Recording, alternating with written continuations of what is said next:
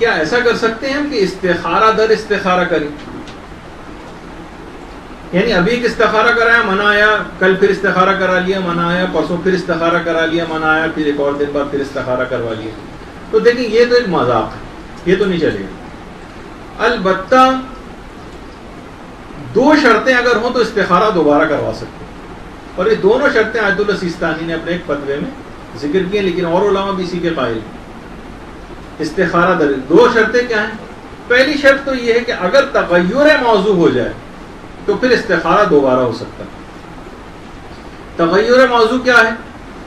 یعنی وہ موضوع ہی بدل گیا.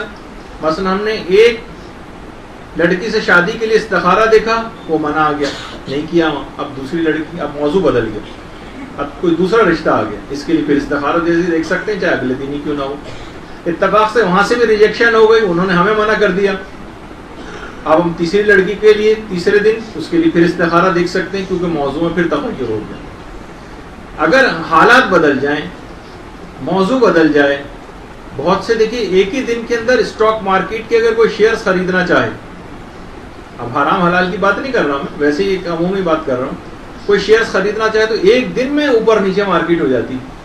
کل ہمیں منع آیا تھا، آج اگلے دن مارکیٹ میں تبدیلی ہو گئی، شیئرز اوپر چلے گئے دوبارہ. کیا اب ہم دوبارہ استخارہ کر سکتے ہیں؟ جی ہاں کر سکتے ہیں. اسی طریقے سے ڈالر اوپر نیچے ہوتا رہتا ہے. کل تک ڈالر بہت نیچے گیا ہوا تھا، ہمیں مارکیٹ سے ڈالر خریدنے تھے، آج قیمت چڑھ گئی، کیا دوبارہ استخارہ کر سکتے ہیں؟ جی ہاں کر سکتے ہیں، تغیر موضوع ہو گیا. کل ہمیں کوئی سفر درپیش تھا، کل موسم بڑا خراب تھا، منع آ گیا، آج موسم بالکل صحیح ہے، بادل چھٹ گئے ہیں، بالکل صاف موسم ہے، کیا دوبارہ استخارہ کر سکتے ہیں؟ جی ہاں کر سکتے ہیں، تغیر موضوع ہو گیا، وہ بدل گیا. حکومتیں بدل جاتی ہیں، ایک رات میں کیا سے کیا چیز معاملہ ہو جاتا ہے. حکومت تبدیل ہو گئی، پہلے کچھ اور چیزیں تھیں، مشکلات پریشانیاں تھیں، اب ایک دم سے، ویسے یہاں پاکستان میں تو نہیں ہوتا، بدترین حالات کی طرف چلا جاتا ہے، لیکن اب بدترین بھی ہو جائے تو تغیر موضوع دوبارہ ہو گیا، استخارہ دوبارہ کر سکتے ہیں. تو ایک تو چیز ہے اگر حالات و واقعات بدل جائیں، سینیریو بدل جائے تو پھر دوبارہ استخارہ ہو سکتا ہے. لیکن اگر وہی موضوع برقرار ہو، وہی خاتون جس سے کل استخارہ کروایا تھا، پرسوں اسی کے لیے پھر استخارہ کرائے، ترسوں پھر اسی کے لیے کرا رہے ہیں، یہ غلط ہے، یہ بیکار ہے، یہ مذاق ہے استخارے کے ساتھ، یہ نہ کیا جائے. یعنی اپنے موضوع کا جب تک کہ اپنے لیے کوئی وہ نہ آ جائے اپنے خواہش کے مطابق، تو تب تک کوئی جو ہے وہ